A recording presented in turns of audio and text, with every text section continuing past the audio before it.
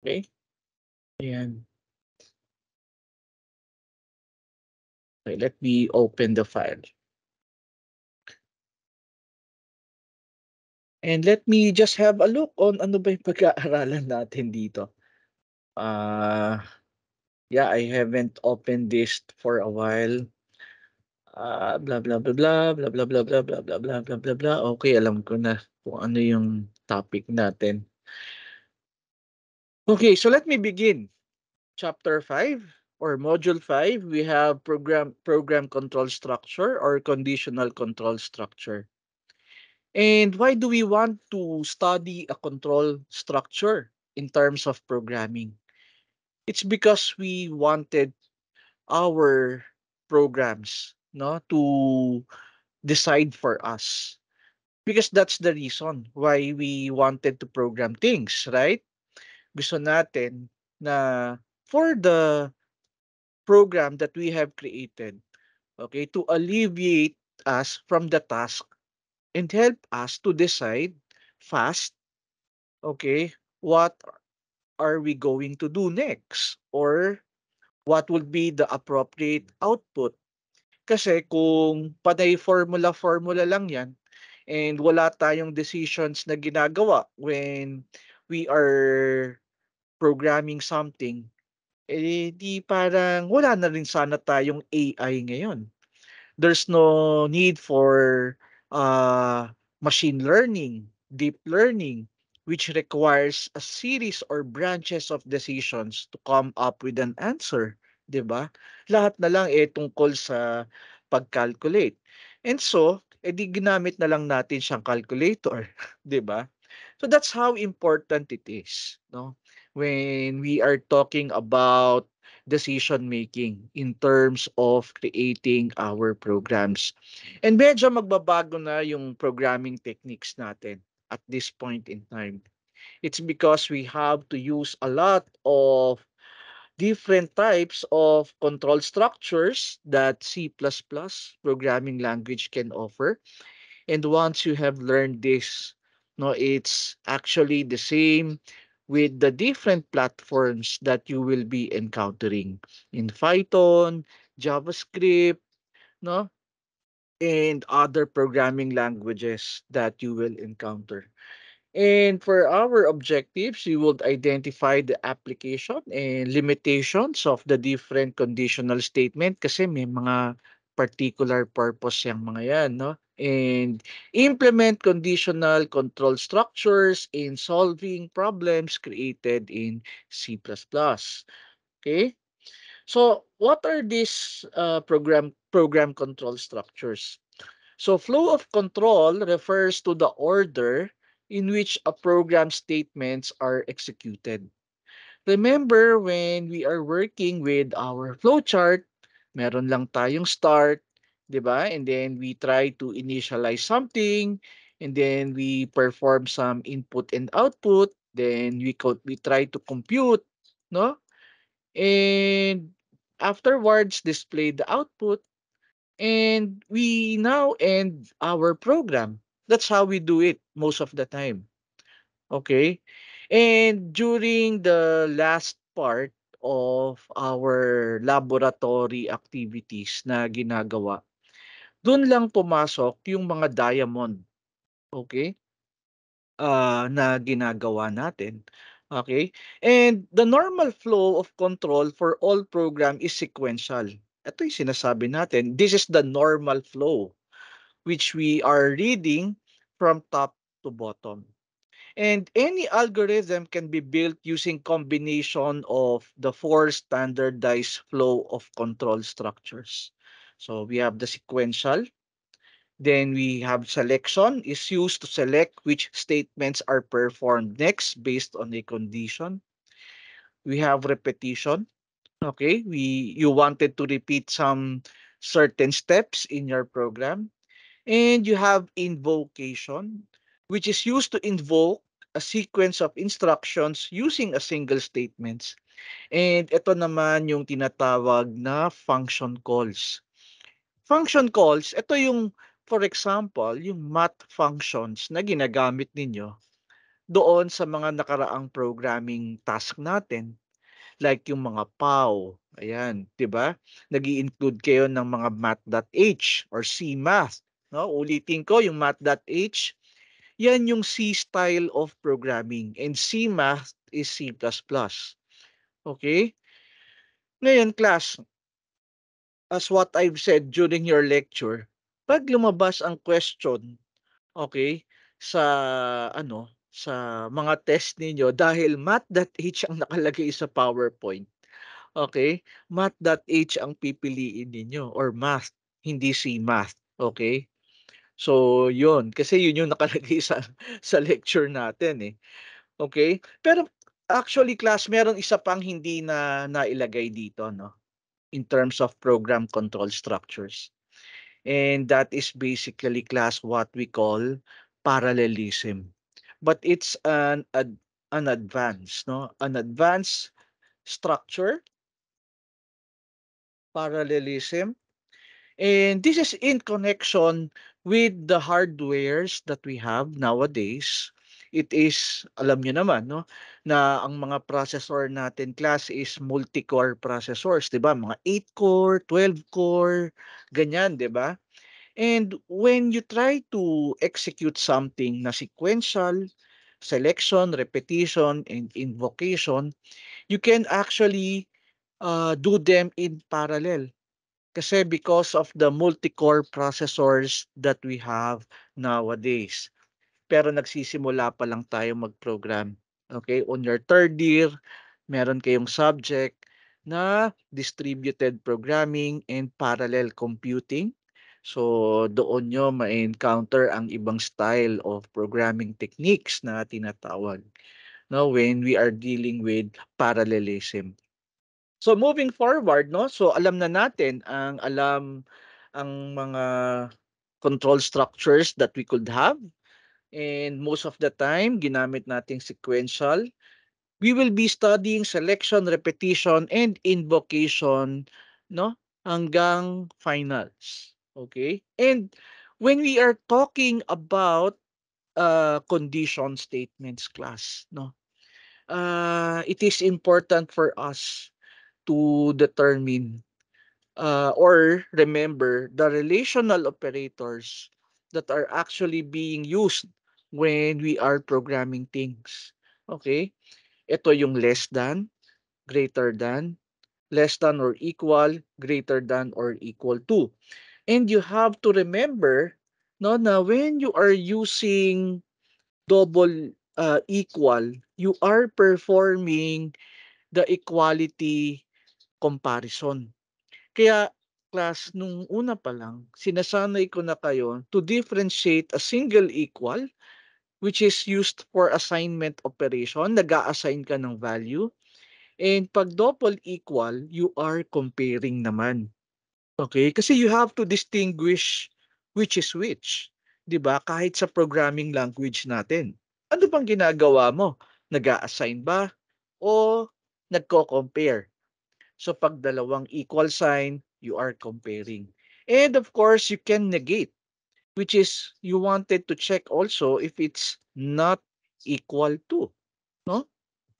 So when we are talking about uh, relational expression, the expression is interpreted as either true, any non-zero is true, and false is zero. Okay? Ito, babalikan natin yan. No? Non-zero is true and false is zero. Okay? Tatandaan natin yan. And let's take a closer look on the anatomy of a relational expression. So we have here an operand, the left operand and the right operand. Okay? And you have the relational operator which is at the middle. So hindi puwedeng mawalan ng parts yung relational expression natin. Dapat meron kang left and right operand that you are comparing it to, no? Mapa-compound 'yan or simple relational expression. So in our case here, as an example, we have age is less than 30, height is greater than 6.2, taxable is less than or equal to 2,000, temp is greater than or equal to 98.6, grade is equal to 100, and number is not equal to 250. Okay, so character data can also be compared using relational operators. No, like for example, is character A, pag characters naka-single quote is greater than C. Okay? And kung titingnan natin class, why is it false ang interpretation ng A greater than C? Because if you are to take a closer look, no, that we have discussed this before, that the value of capital A is actually 65. Okay, ito no, makikita natin na 65 ang value ng A and letter C is 67. Okay? Uh, so ang nangyari diyan class is 65 greater than 67. Okay? Which is false. Okay? So that's why it would evaluate into false. Okay? And yes, no, that's basically what we are trying to say here. Kasi let me open a program also just to show you. Okay. When we are working with characters. So let me create a new program here. So gawa tayo ng source file. Okay. And yes, no, I have include IO stream. Ayan. Then you have the using namespace std. Then you have the main function. Then you have return 0. So in our example there, no, we have, for example, a character which is A. Let's say we have ch1, character 1, that we initialize to A, and character ch2, which is equal to C. Okay, based doon sa example natin. Okay, the value of A is 65 and the value of C is 67. 'Di ba? Based doon sa ASCII code table.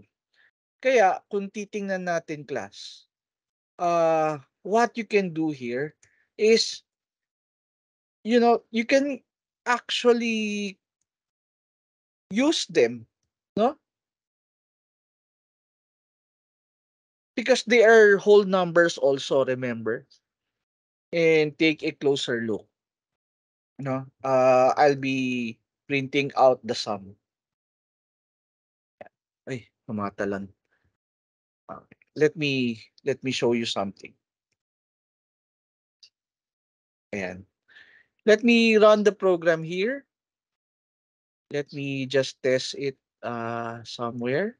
Uh, Let me save it in ano ba, NO2. Ayan. Save natin. Okay, so yeah. So the output class na nakikita nyo ngayon, it's 132. Okay, because what we wanted to do here is 65 plus 67. Yun yung nangyari sa kanya. Okay? So that's why they are just whole numbers also. And when we tried to compare them, so parang ginagamit natin yung numeric value nila is 65 greater than 67. And what is our output? Which is 132, right? So tingnan natin, no? Going back to our program, what is 132? Wala na dito sa code natin, no? Pero baka nasa extended ASCII code na siya. And let's check. May character value ba ang 132? Tingnan natin kung merong character value ang 132. And we can convert it into a character using typecasting kung ano ba yung 132 na character. So, notice dito class, I use a typecasting technique and alam nyo na yan, no? What do we mean by typecasting, and let me run the program. And as what you can see, it's the character, no? Letter A na merong, I'm not sure kung anong tawag dito sa character na 'to, eh, 'no? Yung merong dalawang dot sa dulo. So that's the 132, no, character in the extended ASCII code natin. So yun class, no?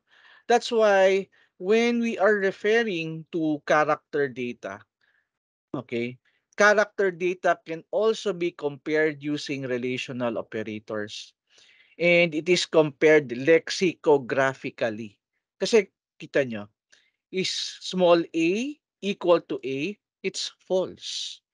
Because small letter a is 97, okay, and capital letter A is 65. Para mong sinabi is 97, no? Equal to 65. Okay? And take a closer look. Is capital B less than A? Tingnan natin. Capital B is 66. Is 66 less than 97, which is small letter A? It's true. No, that's why it's true. And yes, you have the different character data, and it can also be used as an element inside the relational operator expression that we have. Um, nakikinig ba kayo, class? I mean, are you there? Yes, Nakikinig yes, po. sir. Yes, sir. Yeah. Oo, kasi hindi naman ako nagpapa-open cam, no? So, I'm not sure talaga kung nakikinig kayo. But anyway, no? Look, no? We have logical expressions that you could use also when you are performing relational expressions. Okay? Ito yung and, or, okay? And the not operator. Okay? Makikita nyo naman class, no? Based on our past lecture. If we have two expressions and we wanted to evaluate them, ang and operator magiging true lang kung ang left and right operand niya are both true. Okay? So makikita nyo, kapag ang left operand or yung first operand and second operand is true, yun lang ang magiging true. And then lahat class false na. Okay? Sa or naman, okay, when we are talking about or, relational operator, isa lang ang maging true, true na lahat yung relational expression mo. Kaya tingnan nyo dito, class. Isa, ito, may true, may true, may true. Ito lang ang walang true na operand. Okay? So sa or natin, notice lahat ng may true, true lahat, 'di ba? And yung walang true na operand, okay, yung kino-compare natin, okay, yun lang ang nag-iisang merong false. Okay? And no, as a review, when we are talking about the exclamation point, we are just negating. What is the opposite? So kunwari, no? Uh, makikita natin dito, not A. So not true, edi false, no? Not true, it's false. Not false, syempre it's true. And not false, it's true. So kabaliktaran lang, no? And look, not B. Not true, it's false. Okay? Not false, it's true. And not true, syempre kabaliktaran niya, false. And kabaliktaran ng false, it's true. So technically, when you use the exclamation point, no, you are just negating. Okay? And that is how we use the and, or, tsaka not na meron tayo doon sa first half of our lecture. Ayan. And so, paano natin ginagamit yung mga logical expression? Siyempre, yung logical expressions natin, no, like yung and, or, saka not, it needed uh, an operand also na relational expression. Okay, like for example, ayan, we have and. kailangan meron kang kompletong relational expression on its operand. Okay? Or any expression that will result to a true or false value. Yan. Okay? Like for example, yung right operand mo, okay? This is a complete expression that will result also to true and false. And why is that so? Kasi ang kino-compare ng logical operator left and right is kung true or false ba yung nasa left or true or false ba yung nasa right niya. Okay? Now, take a closer look on this example. No? So we have not temp. Ibig sabihin, kung ano yung value ng logical value ng temp na variable, inenegate lang natin. So if the value of temp is false, the result of this expression is true. Okay? Now look, grade is if grade is greater than or equal to 70 and grade is less than 80. Yan. So ano yung chine-check natin dito? Okay? Chine-check natin dyan actually kung ang value ba ay nasa range between 70 to 80. Exclusive. Kasi hindi kasama yung 80 eh. So ang chine-check natin dito is from kung yung grade mo ba is from 70 to 79. Okay? So kung gusto nyo isama yung 80, may less than or equal tayo na ginagamit. Okay? So ito naman, we wanted to check no if the OPT variable is small letter A or capital letter A. Okay? Isa lang sa kanila ang maging true, okay na tayo, no? And look, ito is length greater than or equal to 9, whatever the result of this would be negated. So if length here, for example, is 5 greater than or equal to 9, it's false. Eh may exclamation. So ang result niyan would be true. Okay? Pero kung kunyari, is 10 greater than or equal to 9, it's false, di ba? Kasi 10 is 10 greater than or equal to 9. It's true. Kasi it's greater than 9. Okay? And so, negate natin, not true. So, ang sagot nun is actually false. Okay, yun yung effect pag meron tayong negation. And we are actually starting only class, no? On how do we use this logical expression that we have. Okay? Now, let's take a closer look on an if statement. Ito na, yung diamond na ginagamit natin. The if statement allows you to control if a program enters a section of code or not based on whether a given condition is true or false. So one of the important functions of the if statement is that it allows the program to select an action based upon the user's input. And we have different kinds of if statement class. No, meron tayong if else, if else if, or the if ladder na tinatawag nila, or the nested if. Okay? And let's take a closer look on the if statement. Okay? Yung if statement natin class has this syntax. Okay? It can be a single statement or a compound statement. Okay? Notice in our logic na when we encounter an if, okay, we are checking for a certain logical expression. If it's true, we will perform the statement, no? Based doon sa last laboratory nyo.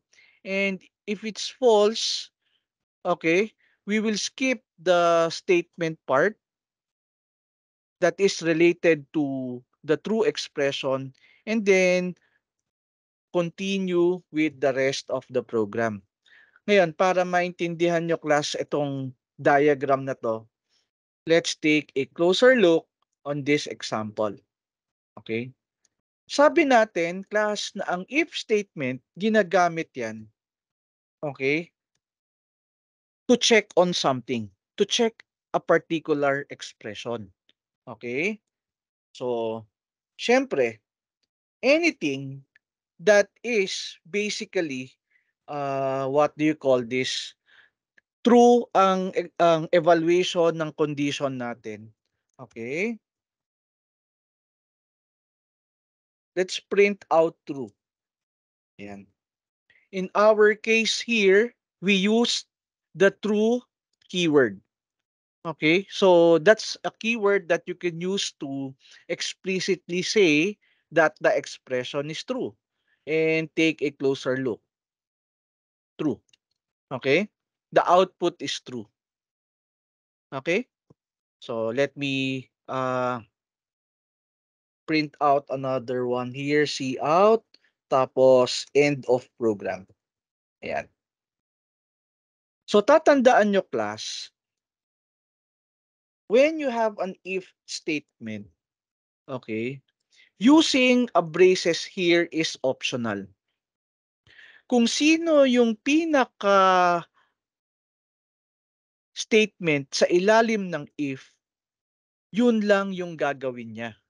Okay? No more, no less. Okay. Tingnan nyo to, ha. See out. Si CCS 003 NO2. Ayan. Okay? Pag ito, class, ginawa kong false. Ayan. Notice, pag pinatakbo ko siya, papakita pa rin niya yung CCS 003NO2, right? And then afterwards, yung end of program. So since it is false, hindi niya i-execute, class, yung single statement na nakadikit sa if. Nakuha nyo ba?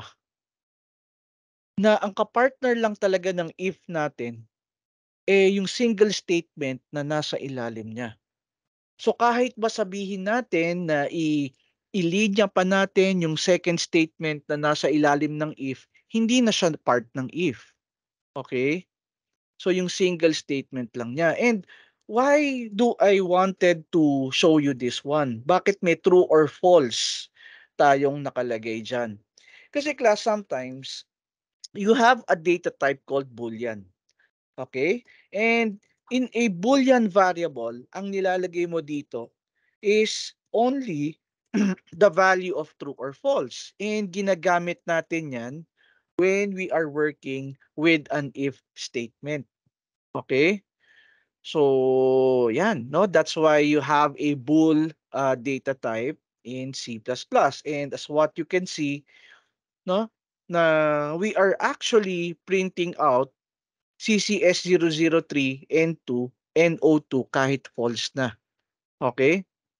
Kasi hindi nga siya part eh. Okay? Hindi part. Ngayon, class, gagawin ko siyang true. Bakit hindi na-display yung true dito? Kasi false yung result. Ulitin ko, yung statement lang na to na single, yun lang ang kapartner ng if. Okay? Gagawin ko tong true. Ayan.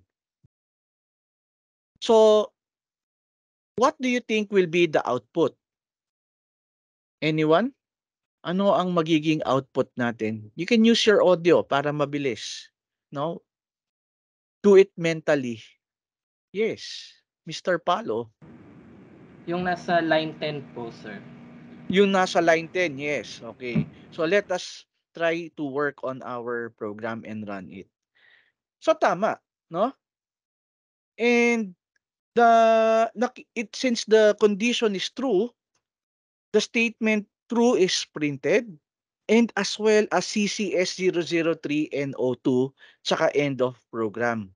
Okay? Kasi nga, class, no, as what I've said, ito, wala nang kinalaman to. Okay, so this is left hanging. Okay, mapa true or mapa false.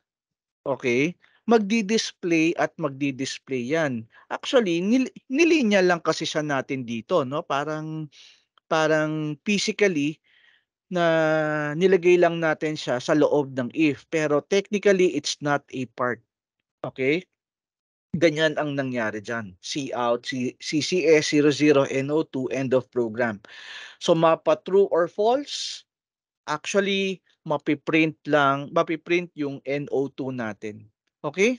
And that's basically what I wanted to explain. Bakit minsan makakakita kayo ng if na walang braces at makakakita kayo ng if na may braces. Okay?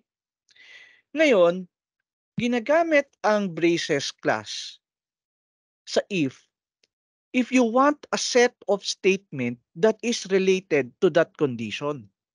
Okay? So tingnan natin. If there are two or more statements na ang pinag-uusapan natin dito, class, na kapartner ng if mo, that is the time that you will be using a braces.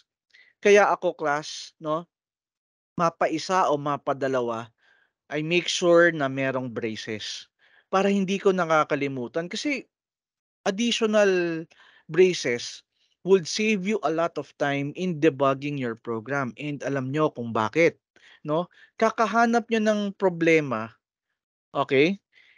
Nandoon lang pala na hindi nyo na isama sa loob ng braces yung CCS003NO2. Kaya kung titingnan natin dito sa program natin, okay?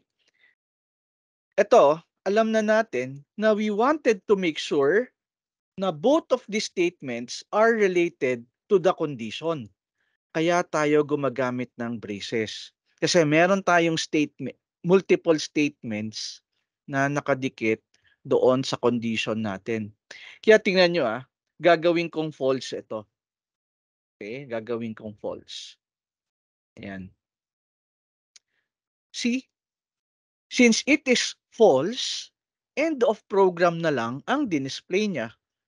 Pero kanina, nung false siya, okay, dinisplay pa rin niya yung CCS003NO2. Pero ngayon, hindi na. Kasi, ang sinabi natin, madi-display lang tong dalawa kung true yung result natin. Okay? So, yun yung nangyari kanina. Okay, ngayon, syempre, we used braces already.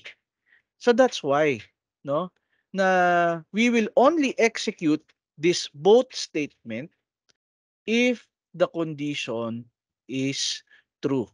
Okay? So, naintindihan nyo na yung gamit ng ng braces sa if class? Any questions about the if statement doon sa natin, sa use of braces? Malinaw ba? Hello? Malinaw, sir. Okay, thank you. Sige, thanks for the response. So, yeah, no? And we all know that ang ginagamit sa if is a true or false value only, right? So that we can evaluate, i-execute ba natin to o hindi. Okay? Another area that you would like to look into, okay, aside from the true and false value, na in C and C++ kasi, okay, C and C++, okay, any non-zero value is true. Okay? As explained to you in the PowerPoint slide, kaso wala lang mga example doon. Kaya tingnan nyo, class, no? Lagyan ko to ng -10. Okay? Yung value dyan, if -10. O, mapiprint pa rin yung true tsaka CCS003NO2. Tapos end of program. Maglagay ako ng number 1 dito. Positive 13. Something like that. Okay? And ipiprint pa rin yung true CCS00NO2. Okay? Kasi nga, any non-zero value is true eh. Okay? Tingnan nyo, pag ginawa ko na siyang zero, okay? False na, di ba? End of program na lang pinakita niya. So, in an if statement class, baka meron kayong makitang mga formula-formula na nakalagay sa loob ng if and that is valid. Okay? Kasi, ang gusto niya mangyari doon, na pag ang result ng computation mo doon sa formula is zero, okay? It's false. Ayun. Okay? But, kung ang result doon sa formula mo na in-execute has a value other than zero, mapa negative or positive, it's true. Okay? Kaya may makikita kayong mga uh, if expression, okay, na merong formula. Okay, so medyo, yeah, we're getting to some advanced part already. Okay? So you have here yung end of program natin and we have here yung tawag dito non-zero value. Okay? Meron tayong result na keyword din na true and false na ginagamit. So let's now go forward, no? Like for example, ito. Write a program that reads in an integer and identifies if it is a positive number. Okay? So makikita natin dito in our program, we have enter a number, C in number, and as what you can see, if number is greater than 0, it is positive. Okay? And that's it, no? That's what we wanted to check. Okay? If it's greater than 0. And yun yung lalabas, no? And maybe another example here. Bago tayo pumunta sa sa if else statement. In our example, dito kasi ginamit na natin yung values na natin, no? Like for example, C out. Okay? Please enter a grade. Ayan. And of course, we have a grade here which we initialize to 0 and we were asked to enter a grade. Ilalagay natin siya sa grade na variable. And we wanted to check, no? If grade is greater than 70 or equal to 70, no? Ayan. Then we wanted to print, okay, you passed. Ayan. Okay? And then, end of program. So, yan, no? That's a typical application ng ng if else natin. And let me run this program. Oops, may error ako. Wala akong semicolon. Ayan. So I'm going to run this program class. Ano ba error ko? Ano ba yan? Walang C out. Okay. I'm sorry about that. Okay. You passed. And then, and L here. So let me run this program. Ayan. So please enter a grade. 30. No? Ayan. End of program. Wala. Okay? And let me run it again. 70. Ayan. You passed. No? End of program. Okay. So, that's how we use an if statement class now when we wanted to compare something. Okay? So you have here if grade is greater than or equal to 70, you wanted to print pass, no? You pass uh the yeah, your grade is passing, no? Pero parang ibang interpretation ko nung you passed. No? So dapat you pass. Okay. So may questions ba pagdating dito? No, tingnan natin. Okay? So syempre, when we wanted to print out yung past, edi lagyan natin ng ano, ng congratulations, no? And kung titingnan natin dito, okay, before exiting the program, we wanted to print out congratulations. Ayan. Okay? So let me run the program again. Enter a grade, 76. And as what you can see, you pass.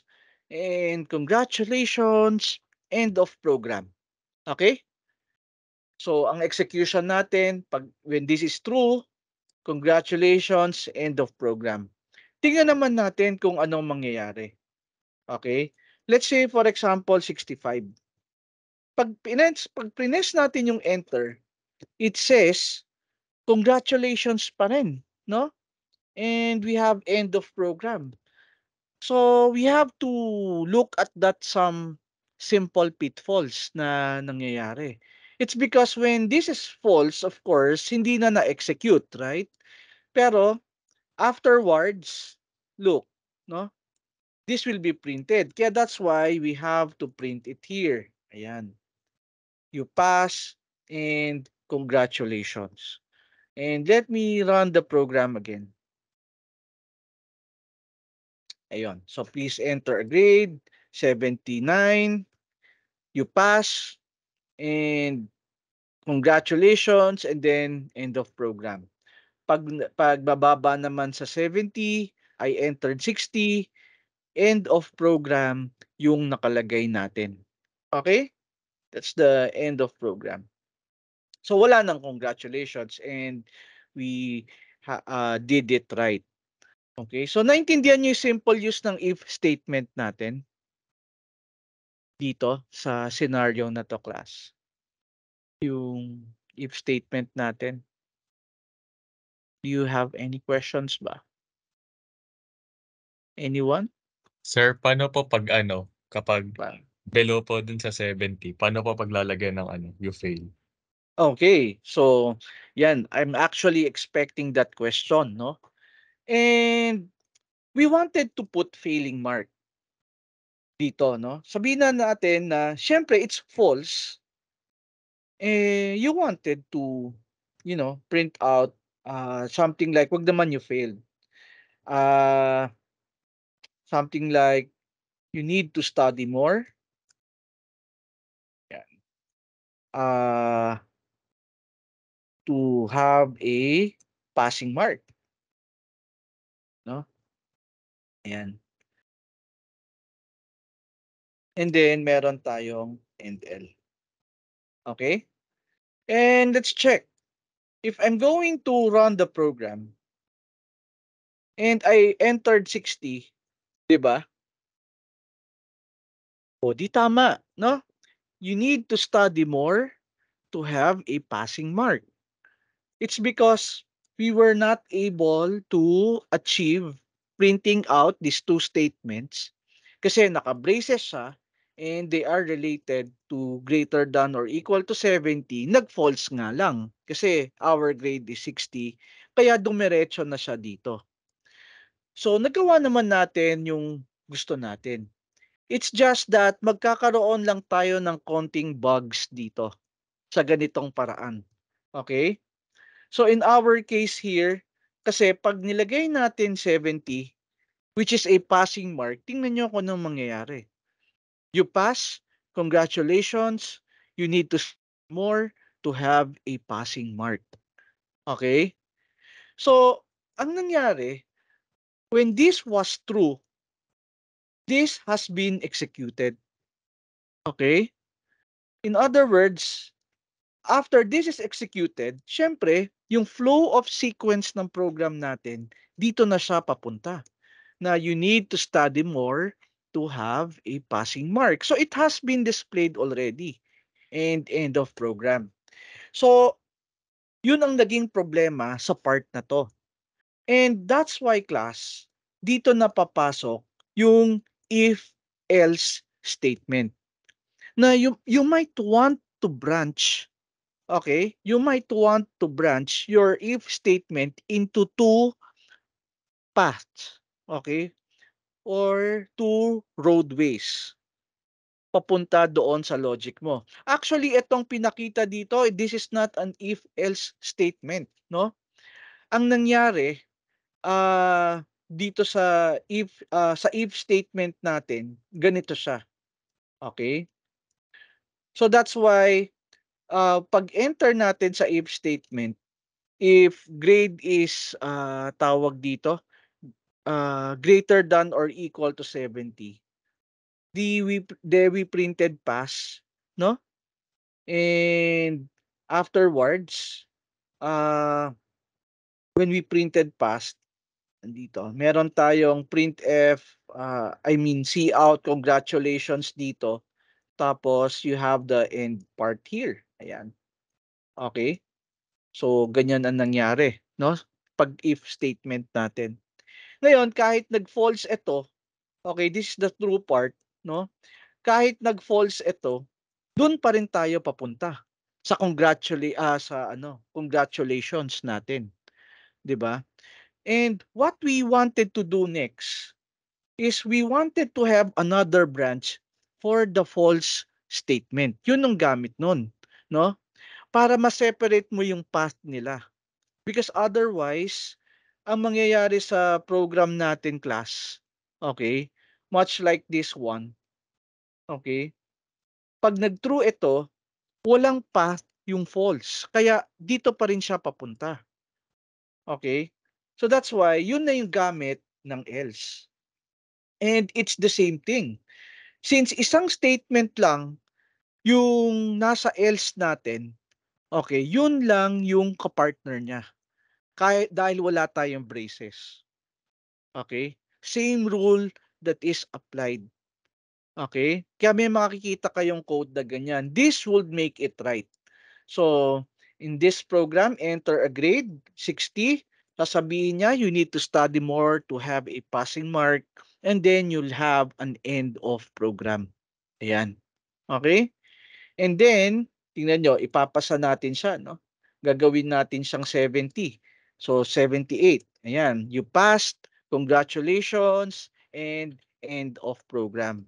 So, yun class ang difference ng if-else. Okay, same rules are applied when using braces. Kung isa lang ang statement na gusto nating gawin in the false path, okay, then you don't need a brace anymore. Pero ako class, ang ginagawa ko, actually, naglalagay na rin ako kahit isa lang. Kasi hindi mo malalaman na actually na you would be adding more statements to your else or if. So in other words, class, no, in this scenario, ang nangyari dito sa program natin na if else na to, going back to this program that we have here. Okay, let me erase some parts of our code. Yan, erase natin. Oh. Ang nangyari dyan, we have a true and false part already. Ayan. So if you wanted to execute, you failed. And if you wanted to execute, congratulations, bago tayo pumunta, no, dito sa end of program natin, no? In displaying end of program. Okay, and na. Ayan. So, pag if-else statement class, magkahiwalay tayo. Okay, magkahiwalay tayo ng decision. Kapag if lang, no, there's a possibility na you'll not be able to handle the false part. So, yun ang batayan natin. Kung wala kang pakialam sa false part, if lang ang gagamitin mo. Okay? Kung may pakialam ka sa false part, kung importante para sa iyo ang false part, you need an else statement. Okay? So, naintindihan ba yan? Yung if-else natin, kung kailan natin ginagamit. Yes po. Yun. So, mahalaga yun, class. Kasi kapag nagiging complicated na yung logic nyo. Minsan, nakakalimutan nyo na kaya pala kayo nagkakamali, wala kayong else. Hindi nyo na-handle yung false part. Ang parating hinahandle nyo lang yung true na part. Okay? And that is basically what we are referring to when you have an if-else statement. Kaya ngayon, notice, wala pa rin siyang braces, oh.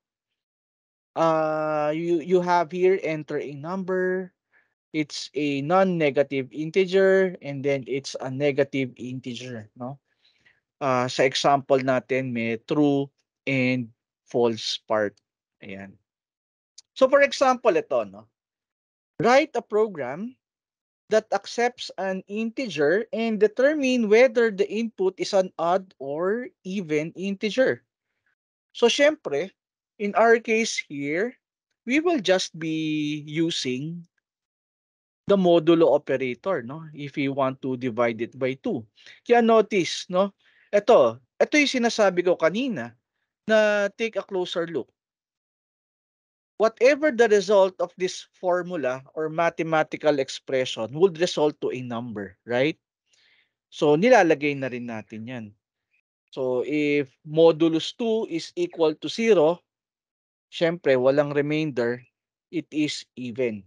Okay? And C out, of course, it is odd. Okay? Kapag remainder niya is any value. Sa totoong buhay, actually, di ba sabi natin kanina, any non-zero value is true. Di ba? So, pwede nang wala na to eh. Kasi, kita nyo, no? I-revise natin yung program na to. So, dito, we wanted to check if it's odd or even, right? So, dito, pwedeng nating sabihin, integer number is equal to 0. Okay? Please enter a number. Okay? And ilalagay natin siya syempre sa number na variable. Ilalagay natin siya sa number na variable natin. So, we wanted to check. Di ba?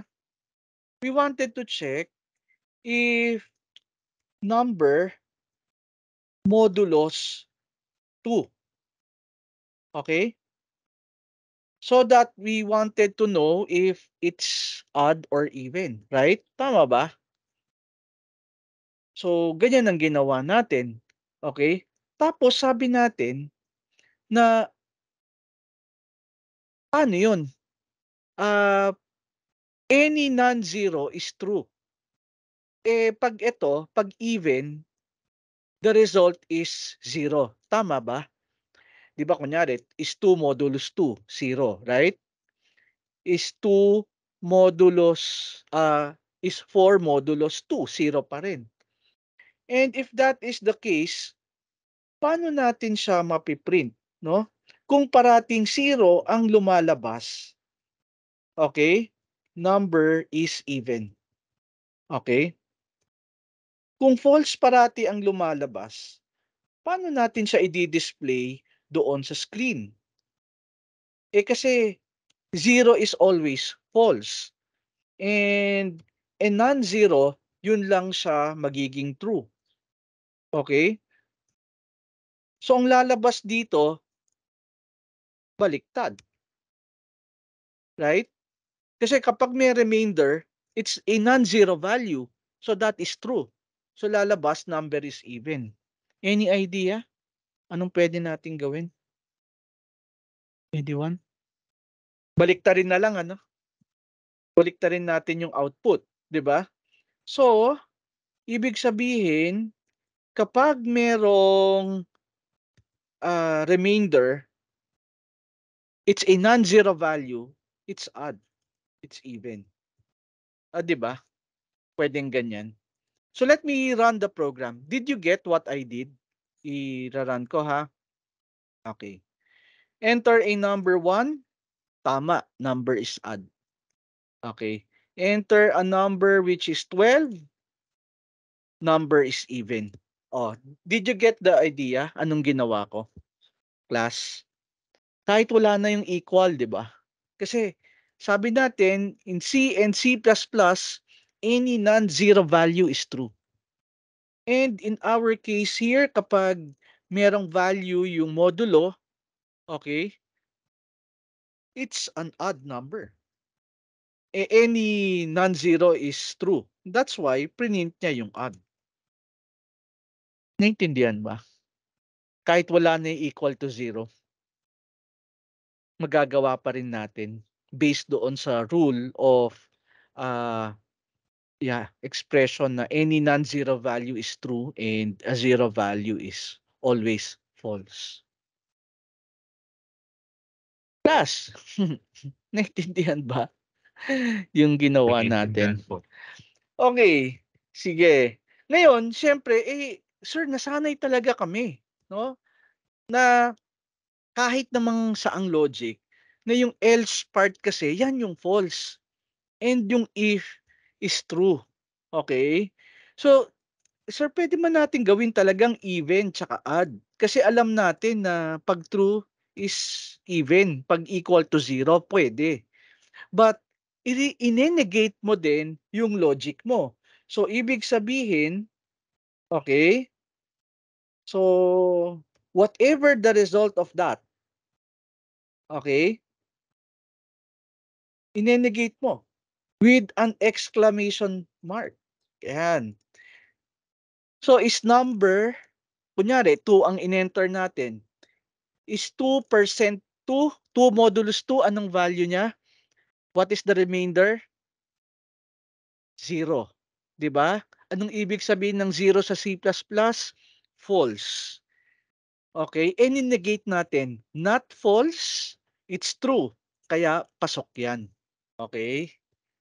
So, nagawa natin ang paraan. Okay? So, kunwari, is 3 modulus 2. Okay? The remainder is 1. So, ibig sabihin, it's true. Di ba? Not true. Kaya magiging false yun. Kaya, punta niya, number is odd. So, yan. No? Kaya may makikita kayo, class, ng mga condition na may exclamation point. Okay? Kasi, ninenegate niya.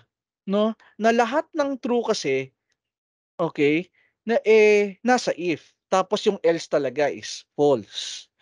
So in that case, if you wanted to reverse things, you have to negate it also. Kaya same output pa rin tayo kanina. Pero sa code natin, na-maintain natin na pag if, it's even, no? Pag yung else, yun yung odd.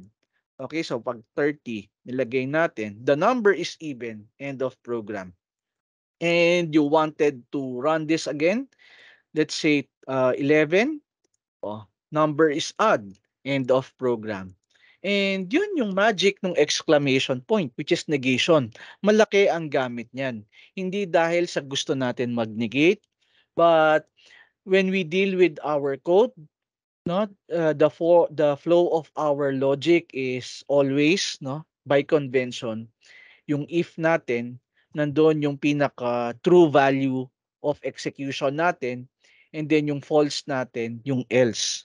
It just so happened na binaliktad natin yung cout kanina kasi yung condition natin ganon. And we wanted to maintain this kind of execution sa loob ng program natin. So let me post this again to our lecture code here para you have another example of negation. Okay. Ay, you have another example of negation. Yan ha. Ayan, that's our second example para makita nyo, sir, bakit kaya ano, no? Saan kaya ginagamit ang negation natin? So going back to our lecture, no? In this example, we write a program that guesses a magic number. And in our case here, we tried to include a standard library so that we could generate a random number. Okay. And enter your guess. And if it's equal to the random number that we have generated, then you'll be able to, tawag dito, you'll be able to print out, you're right, it's the magic number. And if it's not, sorry, you're wrong. Okay? And the rand function here is a random number. It's a random number generated. Okay? Which is a part of CSTDlib. Yan. So do you have any questions about the if and if else? Okay? So ang if natin, let me repeat, no? In our flow charting technique, ang if natin may diamond. Okay? Ang if it's true, you wanted to execute something, okay? And false, wala na. Okay? So, ganyan ang itsura for the if statement. Pero, pag sa if else natin, okay, meron kang true, meron kang false, okay? And then, bago mag-continue doon sa program natin, pababa. Ayan. And that's the difference between if and if else. Okay? So do you have any questions before I proceed to the if ladder statement? Ayan. May question ba, class? Sa if ladder statement natin? So kung wala, do you think you are ready to create an sample program right now? Let's have an exercise, kumbaga, no? Oh, yeah. So sa if ladder, no, let me continue. So sa if ladder, we have multiple naman. We have multiple conditions that we wanted to interpret. And same, tawag dito, same, no? Same rules that are applied. If, for example, you have a statement that you needed to perform, single statement, you don't need braces. Pero, if you have multiple statements that you need to be performed, kailangan ng braces. So yun class ang golden rule parate na iniisip natin when we are talking about the if statement. Okay? So meron tayong expression, multiple expressions that needs to be evaluated. So let's now try to look into the if statement, if else statement. So when we are talking about if else statements, ganito ang itsura niya class, no? When we are working with it. If the statement is actually baliktad to, no? If the statement is true, no? Yeah, baliktad. If the statement is true, then perform the statement, then afterwards you go with the rest of the program. If the expression is false, you might want to check again and perform. If it's true, no?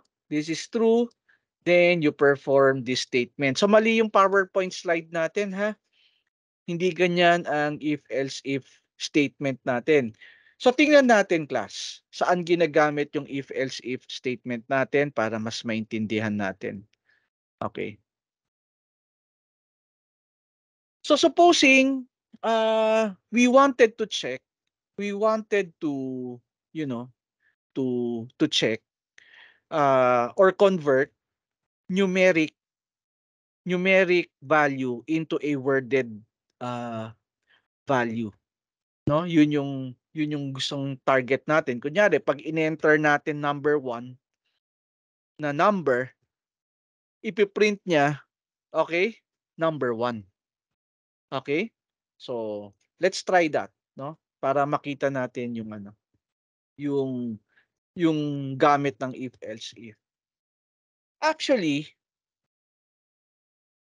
let's have a number here. Integer number. Okay, which we initialize to 0. Okay? And meron tayo dito, cout, enter a number. Ayan.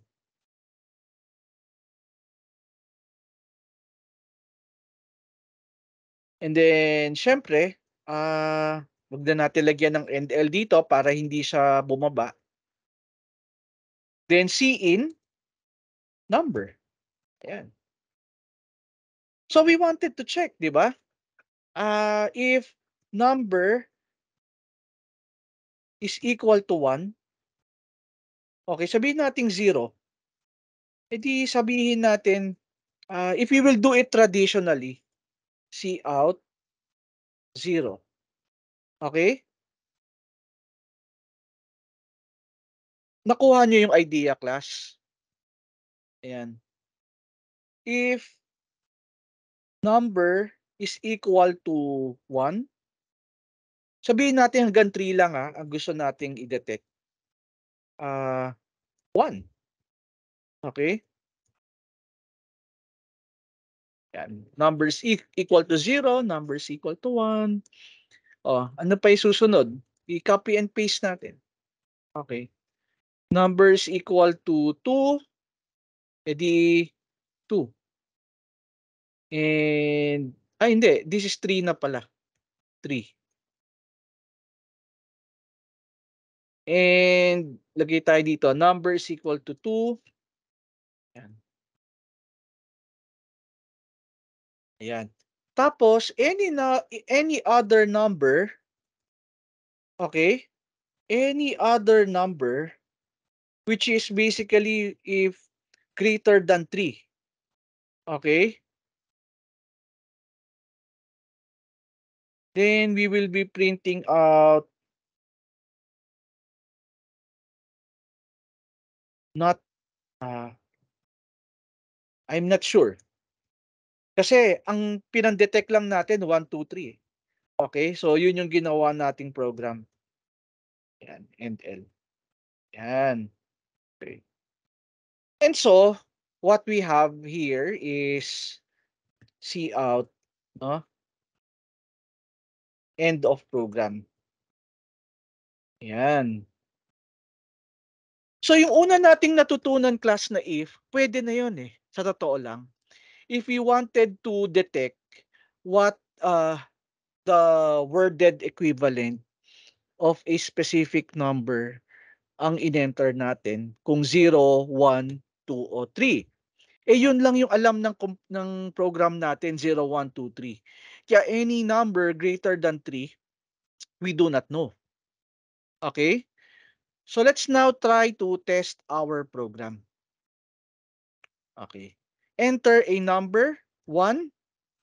So ayun, tama, 'di ba? We entered 1, so it printed 1. Let me run this again, no? Enter a number 2. Oh, tama, 2. Enter a number which is 3. Tingnan natin. Pag in-enter natin, end of program, 3. Oh, tama.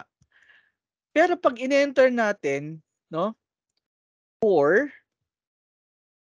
I'm not sure. Hindi niya alam. So tama yung program natin, right? And subukan natin, mag-enter tayo. -10. Ano sa tingin nyo? Magpapakita yung I'm not sure o hindi? -10. Anyone? Pag -10 ang in-enter natin. Hello? -10? Anyone? Magpapakita ba yung I'm not sure? Just do it mentally. Ito yung program natin. Pag -10, magpapakita ba?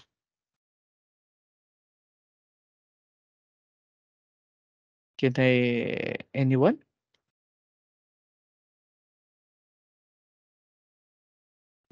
Hindi po, Yes. sir. Okay, very good. No, hindi. Because of the condition number is greater than 3. Kaya pag in-enter natin yan, end of program. And this is a good example, no? This is a good example of using a compound condition. Okay? Now we wanted to check if number is greater than 3, okay, or 'di ba? Pag or gagamitan natin ng pipe dalawa. Or number is less than 0. O isa sa kanila ang maging true, I'm not sure. So na-cover na natin yung negative. So yan yung gamit class, no, ng mga compound condition natin or relational operator na and tsaka or. Na meron kang tinetest na dalawa. Kung number ba greater than 3 o di kaya baka negative yan kaya or number is less than 0. Okay? Ngayon, syempre, pag in-enter natin yan, okay, enter a number which is 10. Okay? Syempre, I'm not sure. Greater than 3 na eh. Okay? So, pag pinatakbo natin yan, okay, negative 4, I'm not sure pa rin. So, tama na tayo. Oh, okay? Kasi kapag 0 naman, kayang-kaya rin naman natin ma-detect. 0, 0, end of program na print niya, di ba? And that's basically, no, what we wanted to do. We were able to convert a specific number into its word equivalent. Actually, tama naman yung program natin. Ang gusto ko lang pakita sa inyo dito, bakit ko ginawa to, is there are some inefficiencies with regards in performing this code. Okay, you know why? Can anyone tell me bakit kaya? Bakit kaya ano? Bakit kaya medyo inefficient? Anyone? Can anyone, tell me? Wild guess? Bakit? No, bakit kaya na this type of uh, if construction is inefficient?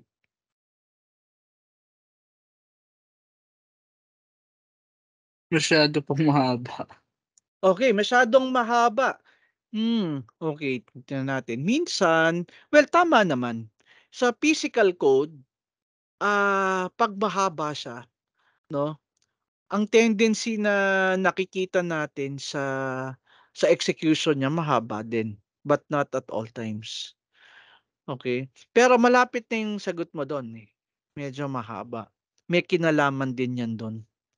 So, any other observation? Madami pang if.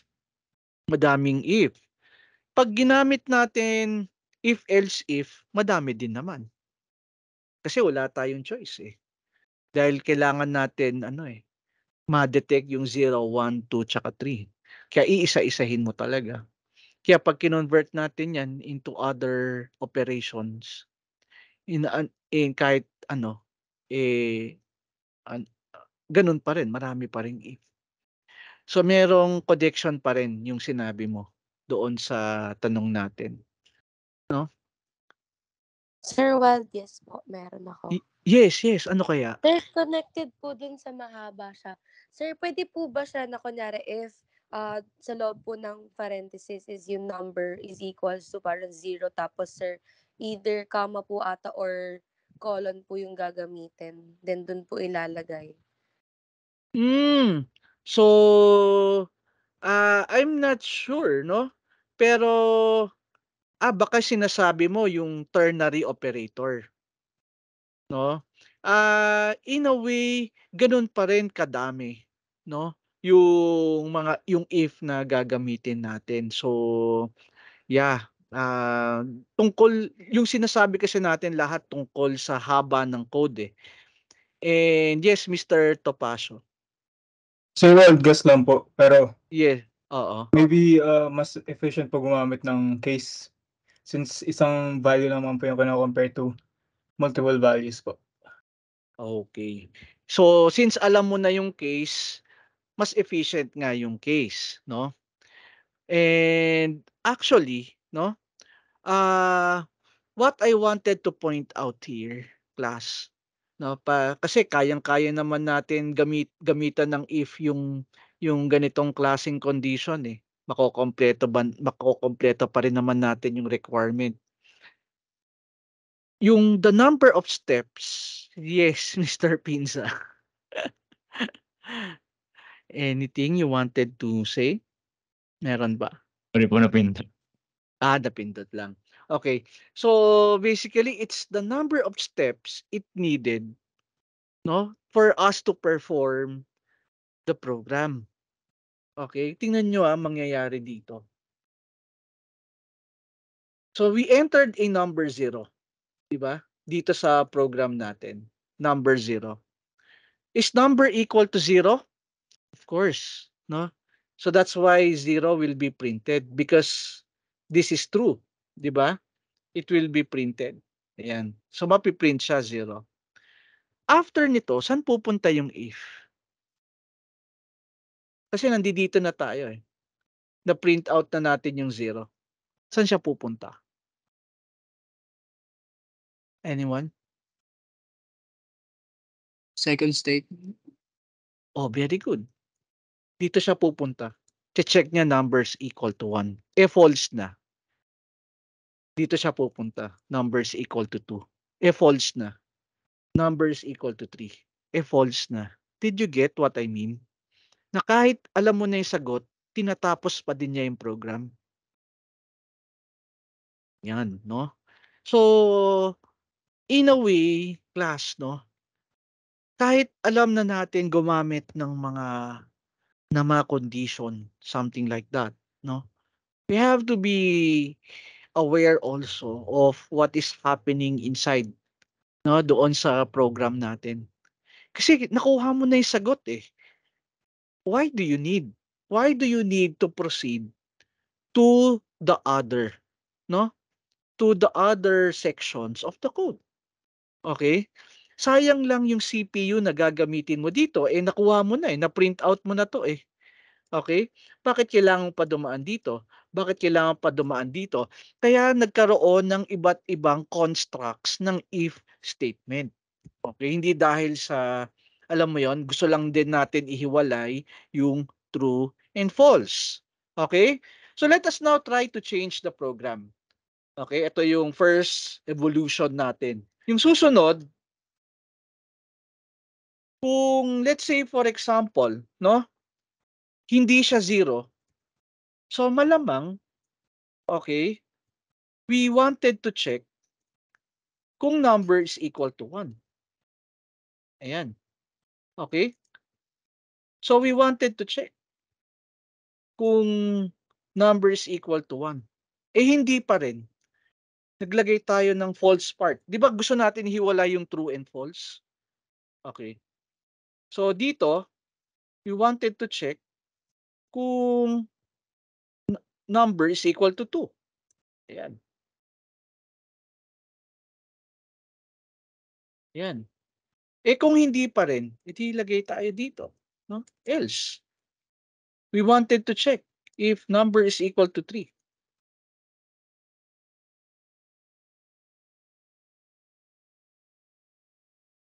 Ayan. Ito yung second version natin. Ayan. Ito yung sa else. Ayan. And kung hindi naman, most probably, no? Baka naman yeah, no? I'm not sure. Ngayon na natin dito sa loob. Yan. I'm not sure. So, yan. Oh. Ito yung program natin ngayon, class, no? And ito, mahaba din yung program. 'Di ba? Kaya minsan wala talaga sa haba ng program eh. Pero mas efficient 'to. Okay? Kasi kung hindi 0, doon tayo sa false. It's false, hindi 0 eh. Malamang baka number 1 'yan. Okay? So kung number 1 'yan, print true, di tapos na. Yung buong else na 'yan, hindi na niya gagawin.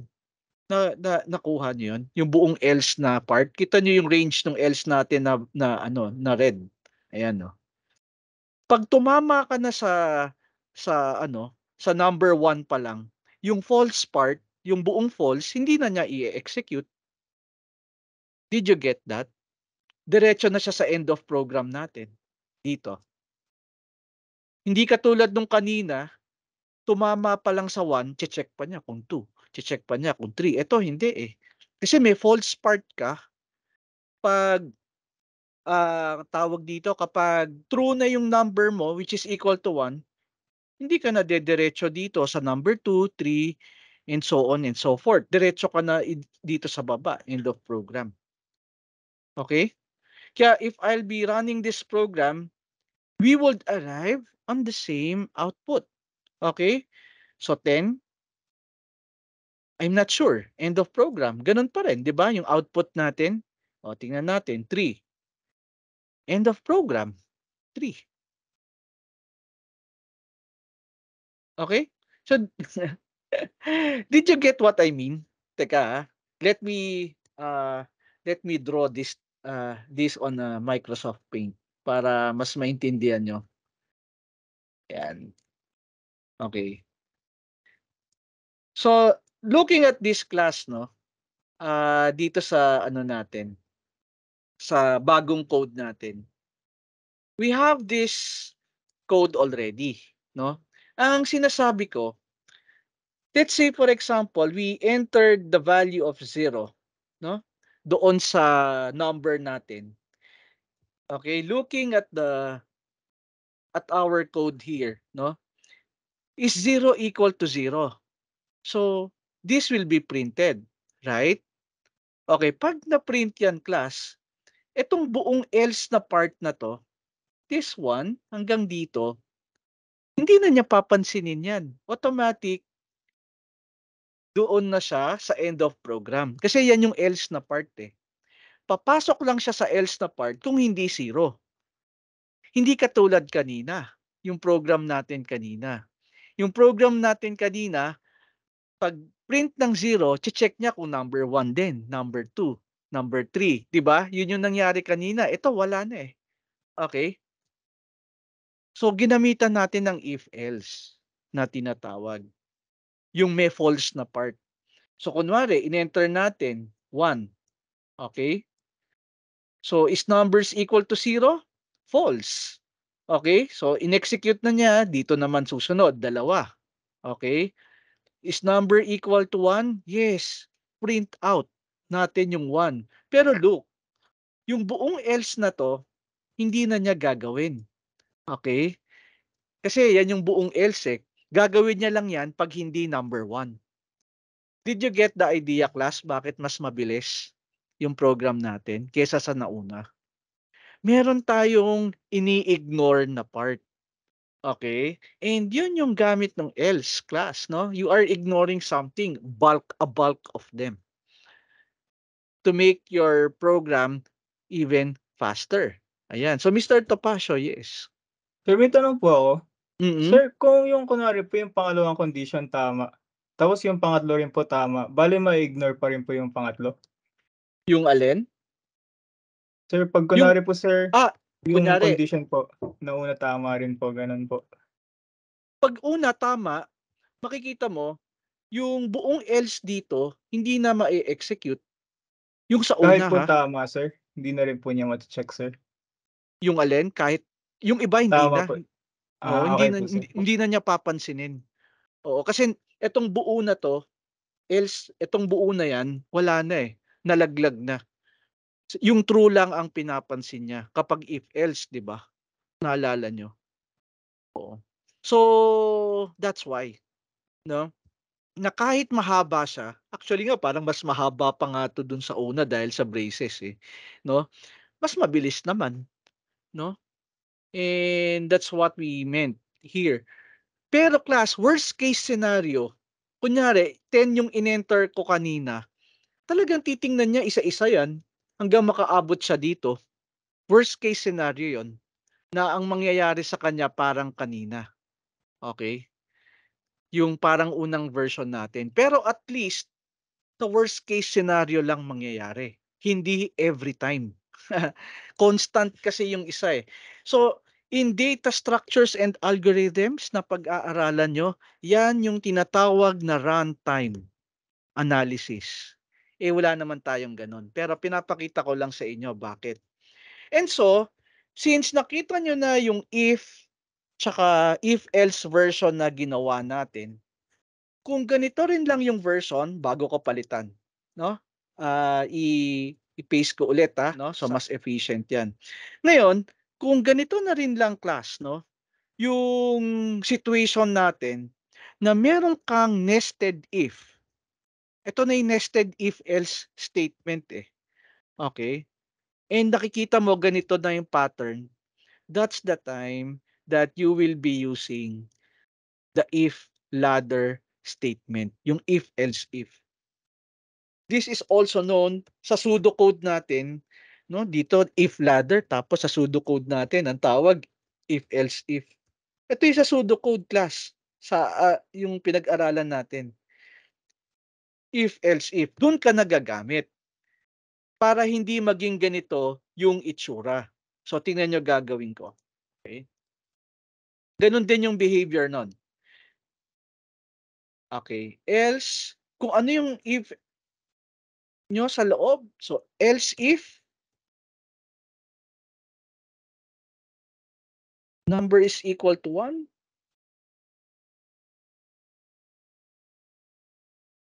Yan. See out 1.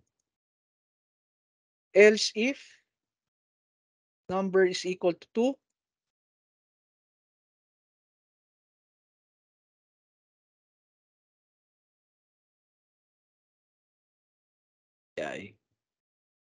Yan. Ano ba yan? Nilalagyan niya agad. See out 2. Oh.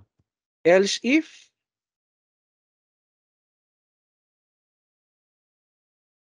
number is equal to 3. See out 2, 3. Else, pag wala sa 3, yan. I'm not sure. Yan. So, mas malinis tingnan. Pero parehas lang siya nung nested if na ginawa natin. Ayan. Okay. Pero ganun din yung behavior niyan, class. Pinakita ko lang sa inyo yung progression para naintindihan nyo. No, bakit tayo gumagawa ng ganito. Ayan. Okay. So if I'm going to run the program, I'm sorry, hindi ko na-compile. Run and compile the program. Pag naglagay ako -9, I'm not sure. No? And ito naman, nag-enter akong 3, the word 3. Okay, and ito naman, nag-enter ako ng 1. Yan. End of program 1. Tama pa rin, di ba? Parehas. And ano nangyari dito? Okay, let me draw it again, no? Kung ano yung behavior niya. Okay.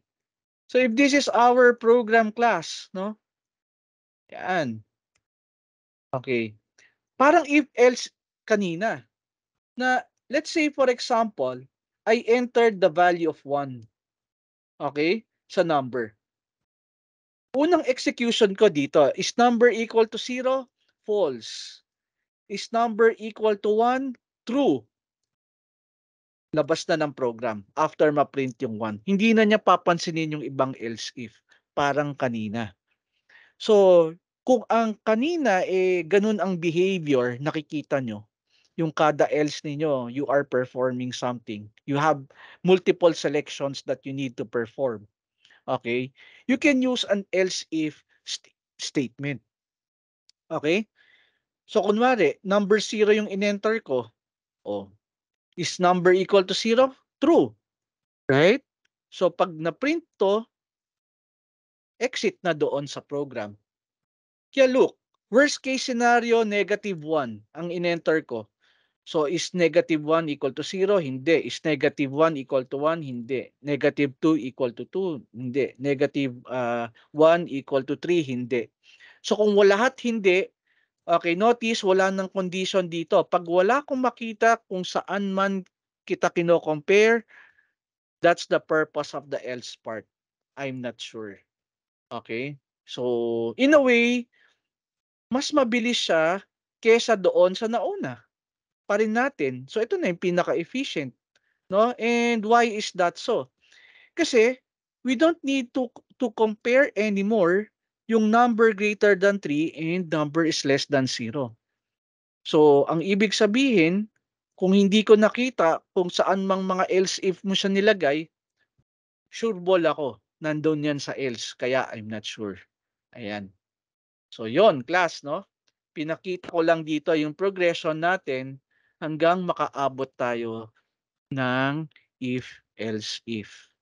Ayan. So, yan ang pagpo-program class, no?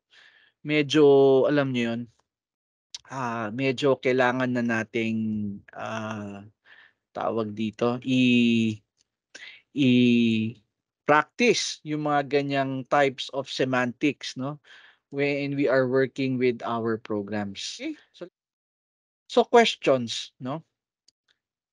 Yeah, like this one, no? Else if ang ginamit niya, no? To check if it's positive or 0. Ayan. And let's now go to our next example here. Any questions doon sa sa unang example natin, class? Doon sa sa if else natin, if else if. So pinakita ko sa inyo yung tatlong progression natin para makasunod kayo, no? Bakit naging if else if na lang yung ginawa natin. Okay? So in our example here, we wanted to write a program that displays the equivalent letter grade of the percentage grade. Like kunyari, kung 91 to 100, letter A, 81 to 90, B, 70 to 80, C, and 0 to 69, F. Okay, yan yung gusto natin mangyari. Okay? And look at how we did it, no? So if we wanted to check from 91 to 100, look at the condition na ginawa natin. Kasi we wanted to check the range eh. So we wanted to check if grade is greater than or equal to 91 and grade is less than or equal to 100. So in between.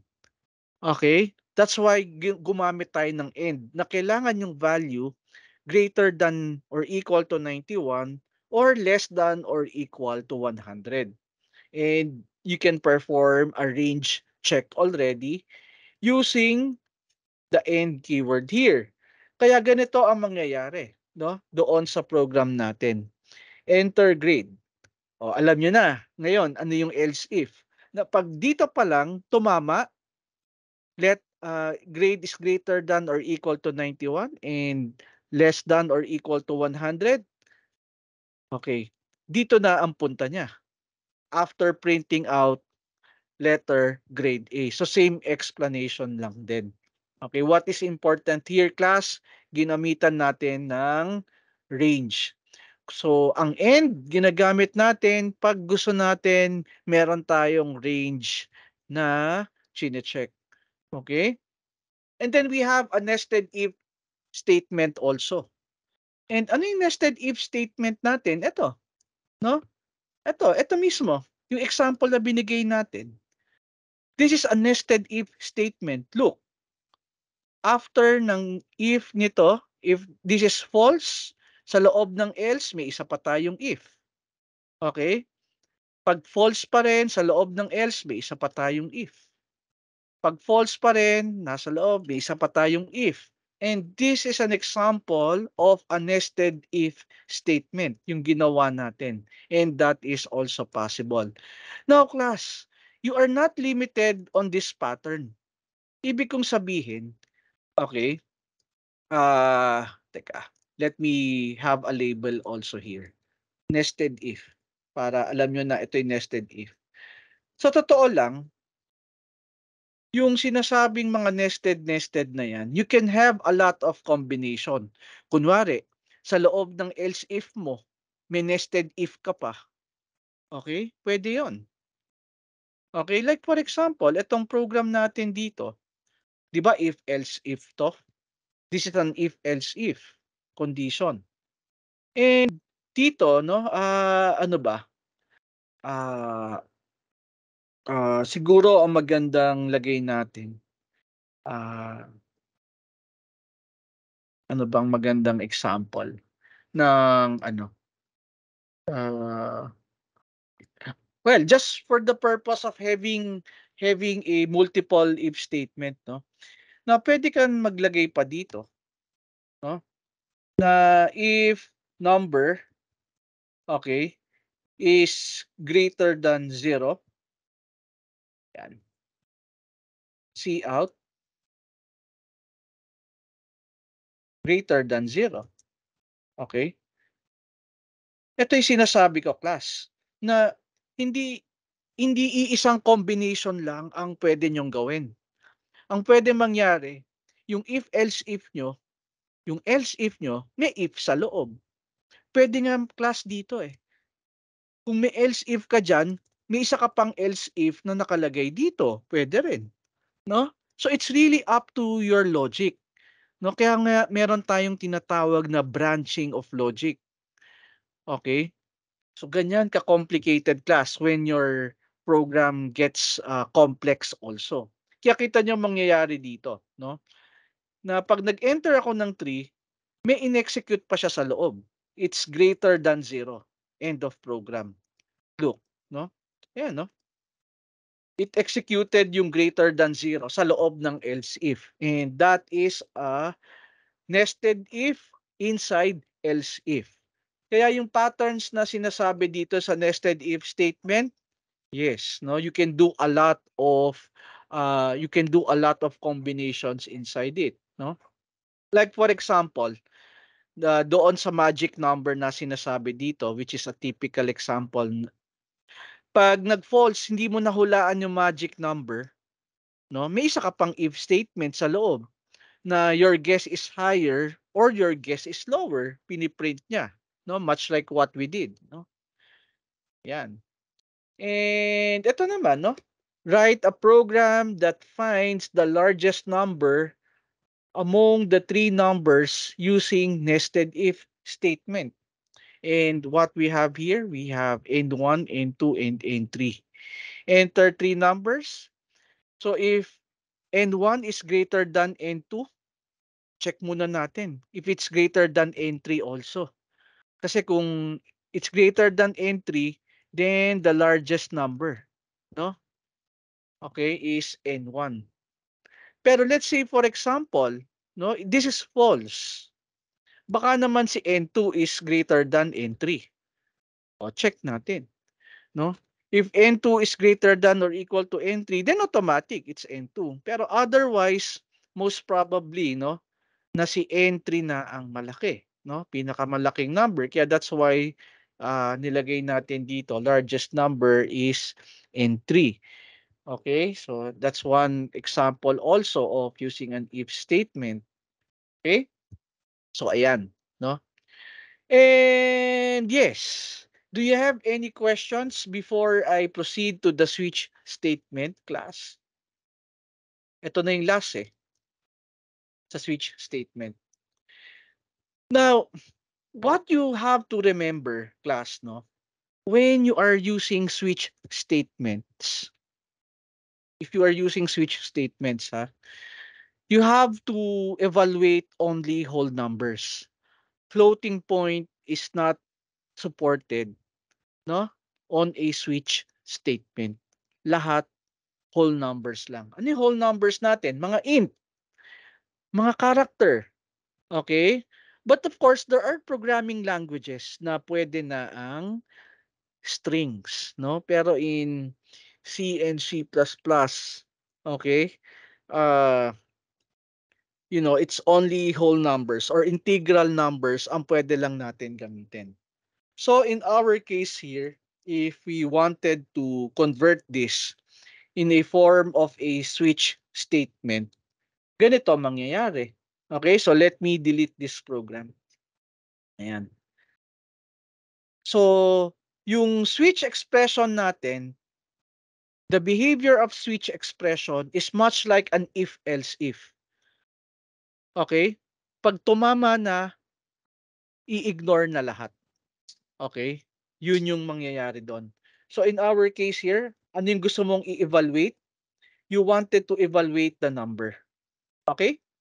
And then you have to enclose it with a braces. And ano yung gusto mong i-evaluate? Okay, case 1.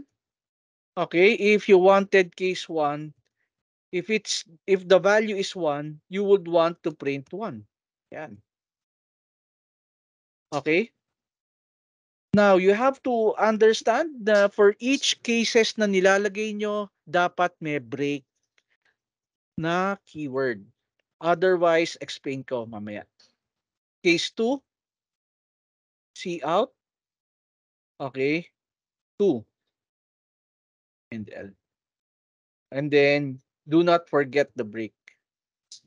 So, ulitin ko, switch here is like an if-else if,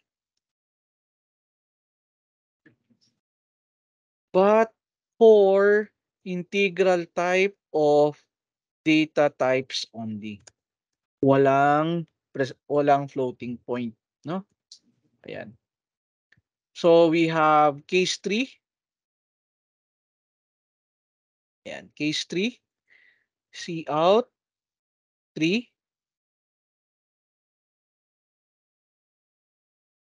And then we have end L. Ayan. And then we have break. And ito yung else, no? Yung else part ng if else natin. I am not sure. Yan. Okay? Yan. So, para mabilis ang explanation natin dito, class, no? Yung switch natin is for whole numbers only or integral type of data types. So in our case here, gusto natin i-convert yung if-else-if natin kanina, and this is how we do it. So for each case, the value that you wanted to compare. Ayan. So yung answer nyo kanina na pwede ring switch statement, yes. No, so let me run the program. And ano ba error ko dito?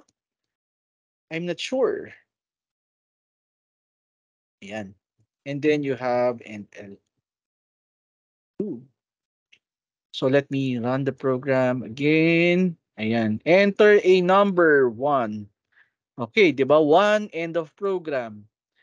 Let me enter again, no? 3, enter, end of program. Okay, pag any other number, okay, so we have 4, I'm not sure, end of program. Okay? So ayan, no? It's an if-else if, but for integral data types only. The thing also that you have to note here, class, is that the importance of the break statement.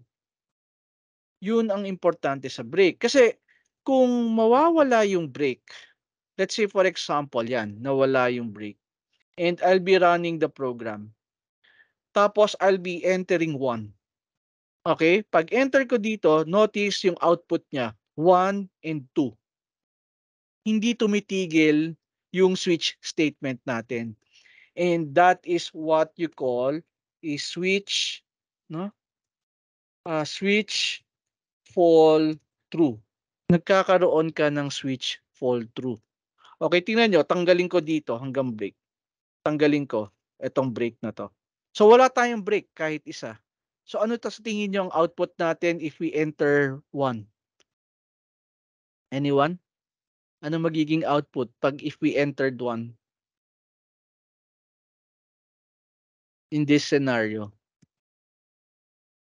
Yes, Mr. Pinza. Yung lalabas rin po yung output ng 2 entry po. Yun, 'di ba? So hindi lang 'yun. Hanggang I'm not sure. Tingnan mo, so 1, enter natin. O 1, 2, 3, I'm not sure. O 'di ba? Nagkaroon ka ng switch fall through. Okay? And let's say, dito mo lang nalagyan ng break. Ayan. So, ang output niyan, syempre, 1 and 2. Kasi doon na nag-break eh. Okay, 1 and 2, end of program. Pero oras na naging 3 yan, ang output mo, 3, tsaka I'm not sure. So, pag 3, 3 and I'm not sure. Ayun, no? So, you have to be very careful, no? When you're using a switch statement.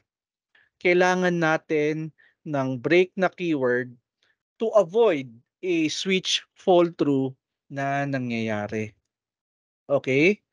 Ngayon class, pwede rin naman, of course, if you wanted to use a character for this one.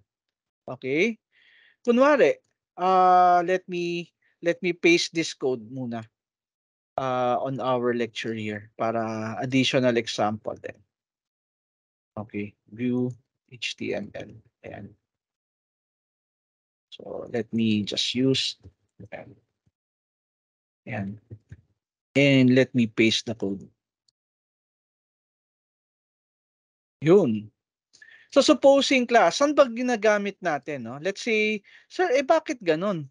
Kung pwede pala tanggalin yung break, saang logic natin pwedeng gamitin? 'Di ba? So let's say enter a character ang nilagay natin. Character. Kasi hindi pwedeng string eh. And then lagay natin to character. Which we initialize to 0. Okay lang yon. Okay? Ang initialization niya is 0. Then instead of CH para meron tayong distinction CH. So we wanted to evaluate a character. Kung letter A ang in-enter niya, case A. Ganyan. Okay? A. Small letter A. Pero you do not forget the single quote. Ganyan. Okay? Case A. So, print natin letter A. Case B. Ganyan. No? Print natin letter B. Okay. Case C. Yan. Print out natin letter C. Pero pag pag hindi tayo sure, I'm not sure. Lalagay natin. No? And let me try to run this program. Letter A, pag in-enter ko, letter A, end of program. Pag nilagay ko dito, letter C, okay, end of program. Okay? But we have to be very careful. Kasi small letter lang nilagay natin. Okay? And case sensitive yan. Kaya kapag in-enter natin dito, letter A, I'm not sure. Okay? So, saan natin pwedeng gamitin ang switch fall through? Okay, doon natin pwedeng gamitin class yung mga ganyang case, yung may mga or. Okay? So, case capital A, ganyan lang, no? Kasi magkakaroon ng fall through eh. Dito siya pupunta, wala namang laman, walang break din. So, tutuloy siya hanggang dito. Did you get the idea now? No? Saan siya ginagamit? Okay? Palitan natin to. No? Case B. Yan. Palitan natin. Case C. Ayan, palitan natin. Kaya pag niran natin yan class, magkakaroon ng fall through. So pag A, in-enter ko, bababa din siya sa small letter A. End of program. 'Di ba? Kaya na niya ngayon. Kunyari, letter C in-enter ko. Okay, dito siya pupunta sa letter C na to na capital. Wala namang laman. Wala ring break. So bababa siya doon sa case C. Okay? So C, end of program. So that's one of the particular use, no, of a switch fall through. Baka kasi isipin nyo, sir, yung switch fall through delikado lang, mag if else if na lang ako. Well, in a way yes, delikado ang switch na walang break, pero depende pa rin sa logic na iniisip mo, syempre. You might want to use the switch fall through also as your advantage, no, when you are working with the switch statement. And yun yung sinasabi dito, class, no? When you are working with the switch statement, no? Na do not use floats in switch statements. Expression evaluated by switch should match a case, much like what we did. Letters and not words can be used in case statements as constants. And you use break statement to stop further execution. Much like what we did here. Ito pala, Tagalog version lang, no? Yung ginawa natin dito, no? What if the break is removed? What is the output? You saw it already. Okay? Ayan, no? And look, ito rin pala, nagbigay siya ng example ng switch fall through. Ayan. Case S and S. So, dalawa, di ba? That's a switch fall through technique. Okay? What if we remove the single quotation mark in the case constant? Error. What if we added a break statement after each case of a capital letter? Anong question yan? What if we added a break statement? Okay. So, ang tanong niya doon, class, paano pag naglagay ako ng break dito? Anyone? Dito, pag naglagay ako ng break, ano sa tingin niyo mangyayari? Anyone? Wala pa yata mangyayari. Okay, very good. Walang mangyayari. Kasi after ng break, wala na eh. Lalabas na siya ng switch statement. Okay, so good. No? At least you understand already the behavior of the switch statement. Pero syempre hindi nyo maintindihan yan ng nakikinig lang. No? So you have to, do the code yourself, and we will be having a simple exercise lang, no, with regards to this lesson that we have. So may questions ba